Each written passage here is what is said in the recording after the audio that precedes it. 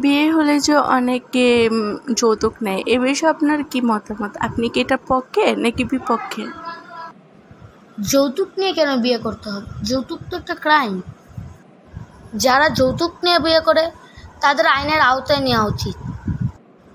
কিন্তু হ্যাঁ, যদি বিয়ের সময় মেয়ের বাড়ি থেকে কিছু দিতে চায় তাহলে এটা তো কোনো খারাপ বিষয় না।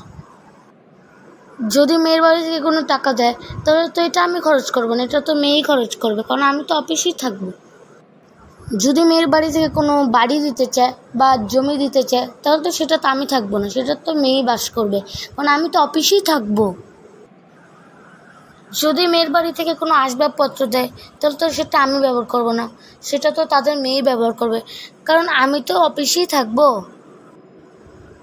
তারা যদি শখ করে একটা গাড়ি দিতে চায় তাহলে তো সেটা তো আমি ঘুরবো না, সেটা তো মেয়ে ঘুরবে, কারণ আমি তো অফিসেই থাকবো।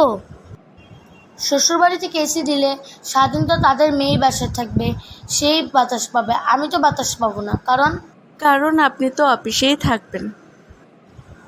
এই তো বুঝতে পারছেন আপনি। কিন্তু আমি যৌতুকের পক্ষে মোটেও না।